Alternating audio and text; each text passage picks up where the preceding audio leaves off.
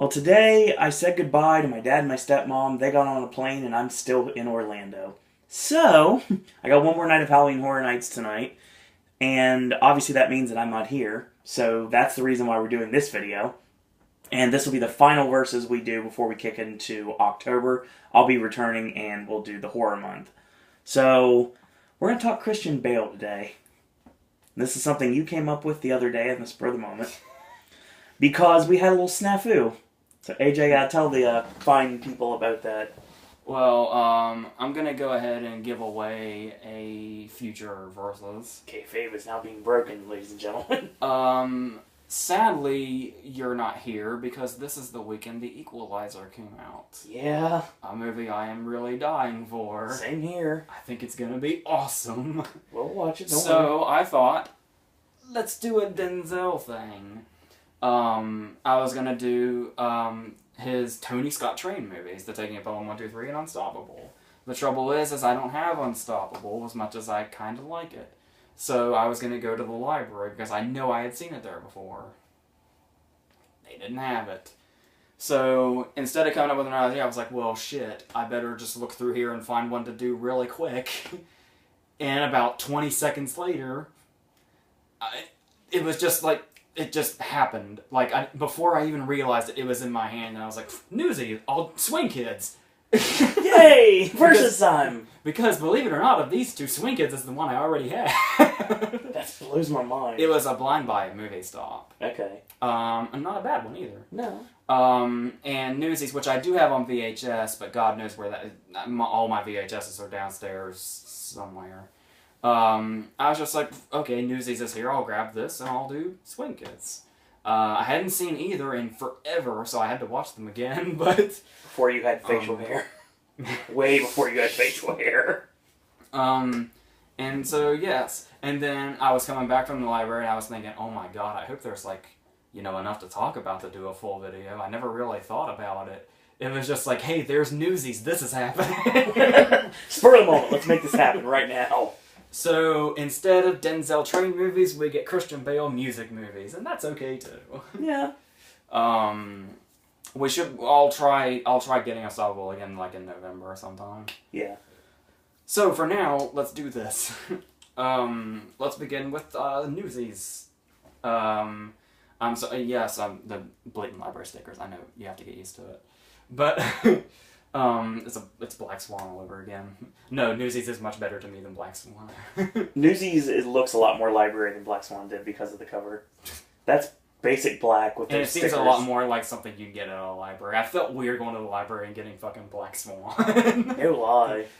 Hey, I'm gonna just go watch Natalie Portman get eaten out by Mila Kunis, don't mind me. For free, by the way, because this is the library. We'll talk about Newsies in a minute, folks, for the ones that don't like the blue language. But you have been warned. Okay, let's talk about Newsies now. Okay. So obviously, it came out in 1992, somewhere in there, early 90s, and I'm usually really good about years, but that one was lost on me. Obviously we have the story about, you know, the ragtag group of kids that call themselves Newsies, and they go around and they deliver the newspapers, and everything's great. And our main character that we kind of follow is, a self-appointed cowboy played by, young Christian Bale, off his fame from, Empire of the Sun. And he's this character who basically, you know, he's kind of the troublemaker. He's escaped from a juvenile prison, and he's being chased by the warden because he broke out. And he's joined up with his buddies. His main one is David Moscow, who you might know as Tom Hanks in Big before he was big. You've seen him in a lot of movies, though, I'm sure. And the issue here is we have our villain. Our villain, Joseph Pulitzer, played by Robert Duvall. I'm gonna stop talking about the plot right here for a second to talk about the gloriousness of Robert Duvall in this movie. Okay. On a critical side, yes. Even Robert Duvall, it's a fucking terrible performance.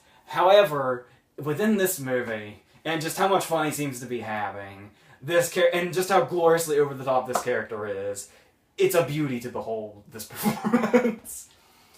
The first time we see him, he's sitting in a chair, in one of those chairs that spins around, and he's looking out the window being real evil. He's smoking a cigar, and he's got the beard and the glasses, and he's chuckling evilly because he's greedy.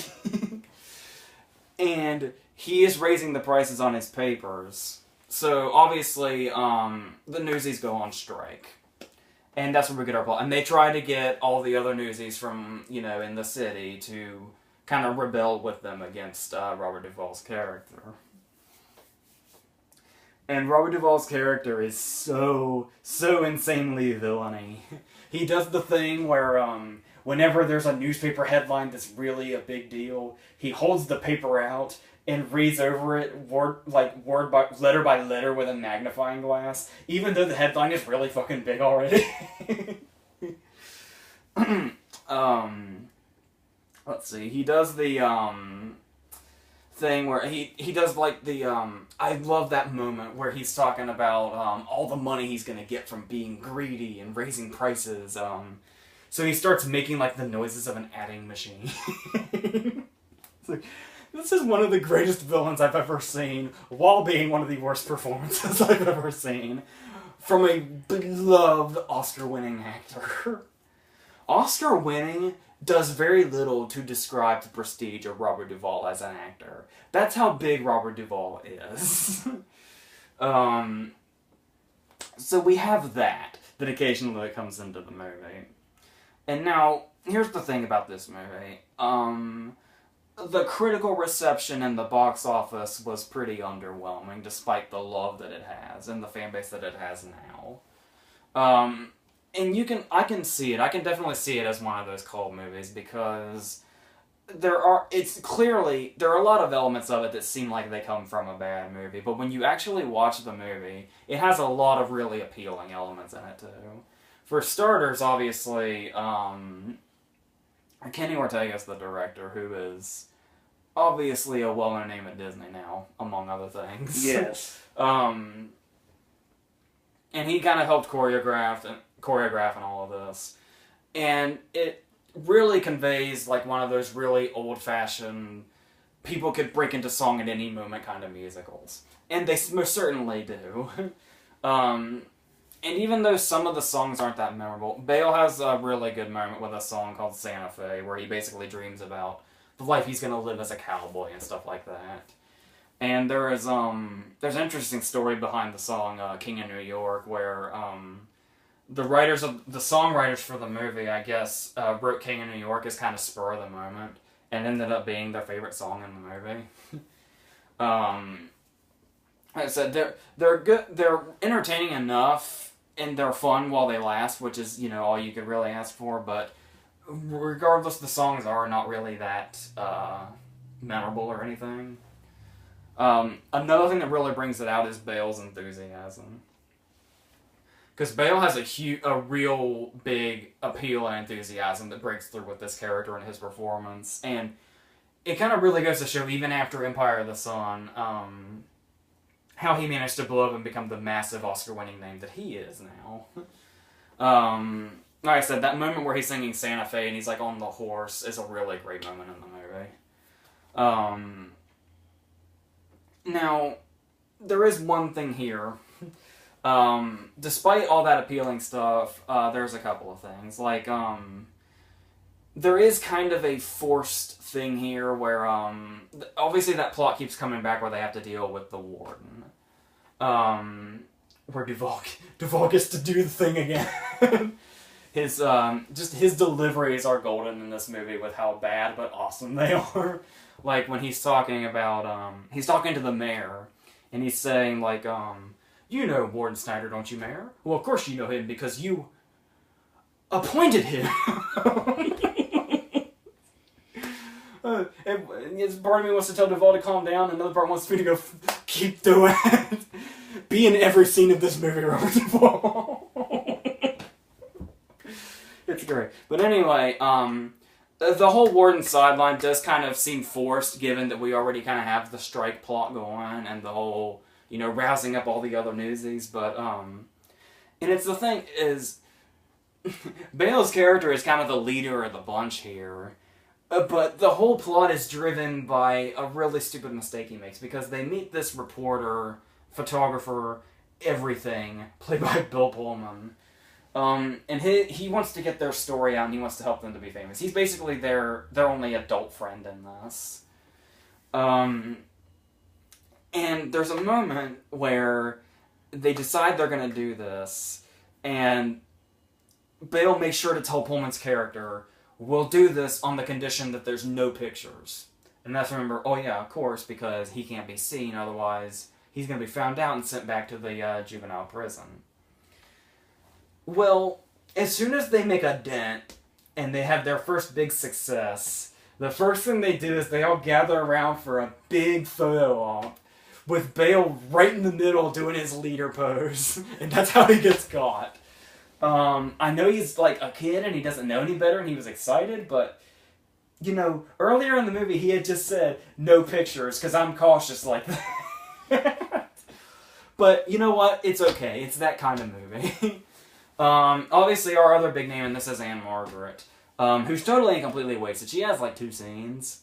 And they're kind of somewhat musical moments, but not really. And it's kind of funny when you have an old-fashioned break-into-song musical, and you have Anne Margaret in it, and she's just kind of there, and like these little half-assed things. And she's there to help them, but yeah, that's pretty much all she's there for. She just like comes in and she goes, and that's it. But no, the thing that really makes Newsies stand out is what happened regarding its following. Because when it came out, it practically made no money. It was this huge flop, and none of the critics liked it, with the exception of a few. And even then, even if you go listen to those critics that did like it, they spent most of the reviews saying, well, it sucks, but I was a little charmed anyway. Like Siskel.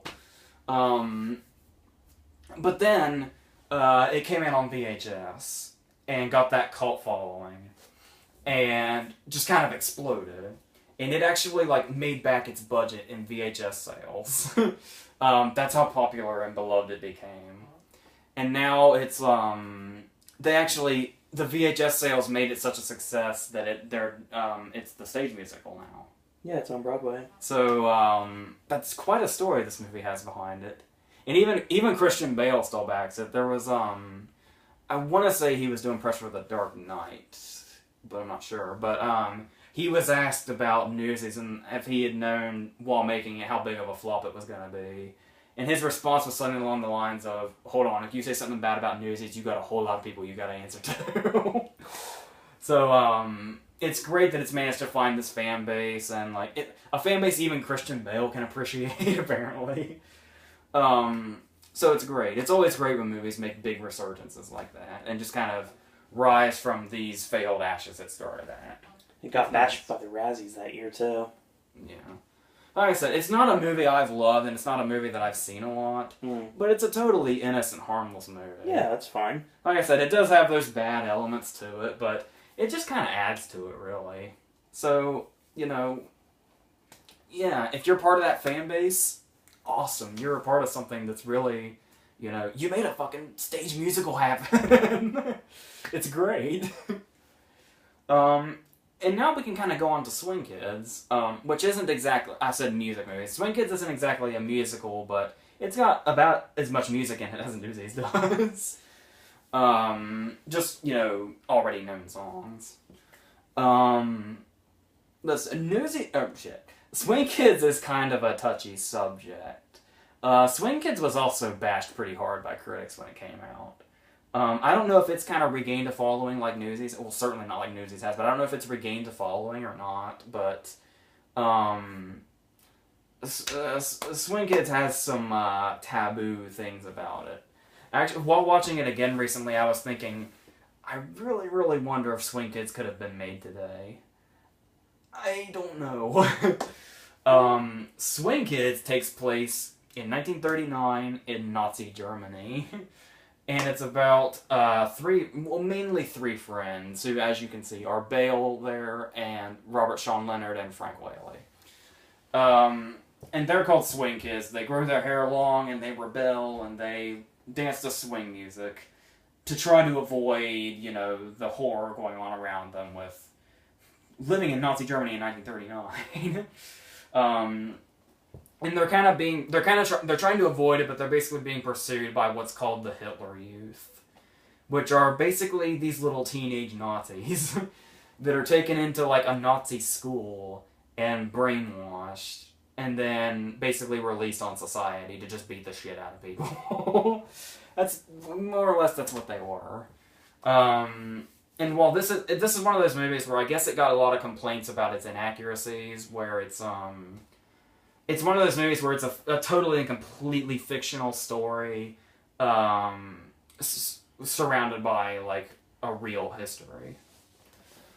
I'm not like a huge history buff, so I don't know what these inaccuracies may or may not be, but I just watched the movie for what it is. Now, the interesting thing about it is, our story kind of goes in a different direction where they kind of get caught up in the Hitler Youth because it all starts back with the Frank Whaley character. While all the characters in this are kind of appealing in their own way, the Christian Bale character people might kind of be on the fence about because he kind of goes from back and forth from one of them to villain territory because he gets really involved with the Hitler Youth eventually. But this Frank Whaley character is really tragic because not only is he the one that's kind of like ridiculed by everybody and just kind of the brunt of the litter, if you will, of these three. He probably loves swing music more than anybody else in the movie. He has more of a passion for it than even them, and they, have this huge, massive passion for it that just gets them through life. But the problem is that his character has a really bad limp, so as much as he loves and just has this huge passion for swing music, he can't dance. So, and he's affected by this, and he's basically the character that gets shit on through the whole movie, and sadly that eventually leads to him getting his fingers broken by one of the Hitler Youth, to where he can just barely play his guitar, and which ultimately leads to him... It's gruesome when you say it, but they shoot it tastefully. He slits his wrists in the bathtub with a broken record. To make a huge statement, I guess. So anyway, they have a problem with him where Christian Bale's character accidentally scratches one of his records. And there's a big fight, so he and Robert Sean Leonard leave to just kind of let him sulk with his broken record. And so they go to this store and they see a radio in a shop that they saw stolen by one of the Hitler Youth and taken to somebody else. So they thought, to make it up to Frank Whaley's character, they'd steal this radio and they'd take it to him because they think it was funny that he stole it and just that they got away with it. They're being rebellious youths. The trouble is that Robert Sean Leonard's character ends up getting caught and sent to the Hitler Youth school. And the reason he's sent there is because his mom, Barbara Hershey, kind of makes friends with a Nazi played by Kenneth Branagh that basically tries to become his mentor through this.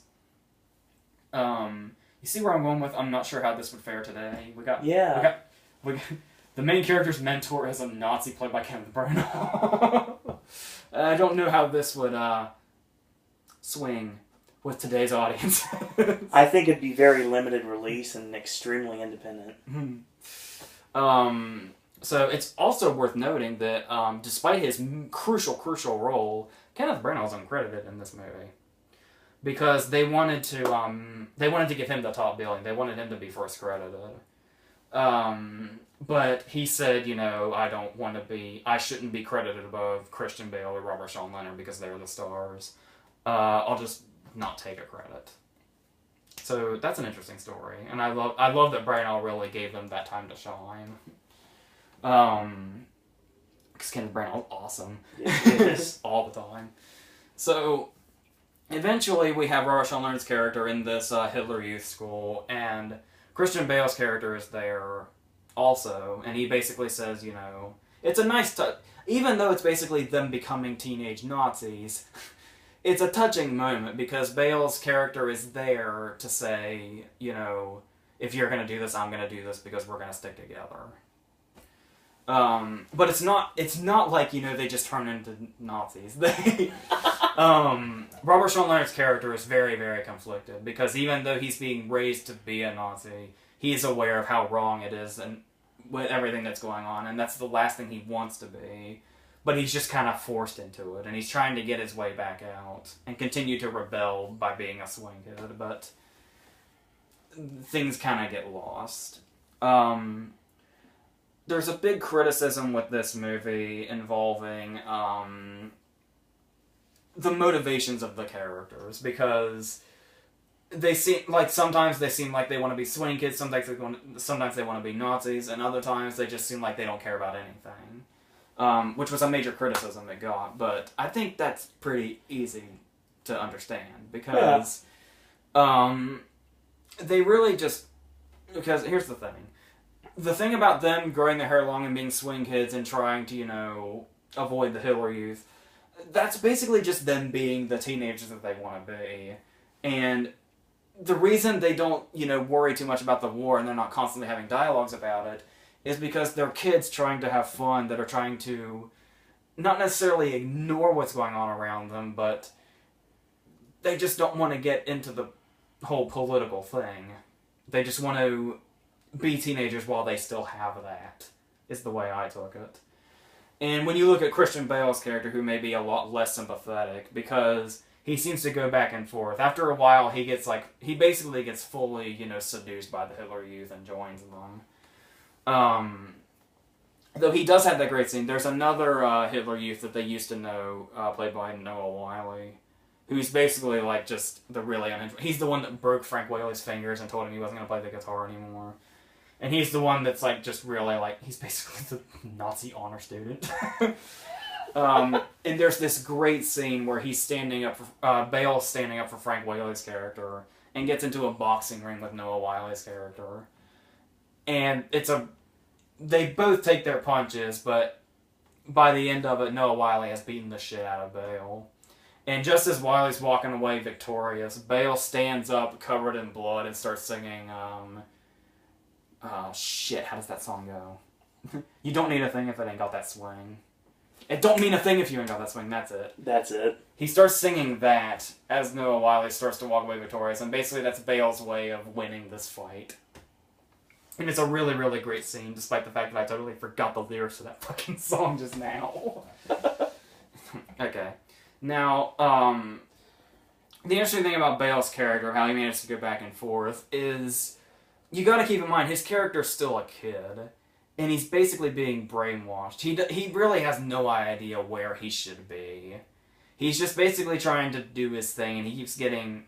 he wants to be a swing kid, but then he gets, seduced by the Nazi youth, and then he sees, all of that. But that's the thing. The movie's called Swing Kids. They're kids. They don't know what they're doing. Yeah. That's the whole point, really. And the one thing that they want to do is the thing that's banned. They have, the artists, the swing artists that are, shipping in their records under, false names into record stores so they can still be sold. They live in that era. And while even, like I said, I'm not a history buff, but even if there are inaccuracies in there, I still think this movie has something to say regarding its content. So, yeah, that's all they want. They just want their music. That's it. Now, having said all this, let's see, did I miss anything? I think that's about it. Personally, as far as a movie goes, like I said, even if Swing Kids has its problems, I really think it's got something to say, and I think for the most part, as a fictional movie, it does it well. So, for me personally, between these two, I would choose Swing Kids, but I know, Newsies has its big following, which I totally and completely respect, and I like that it has it.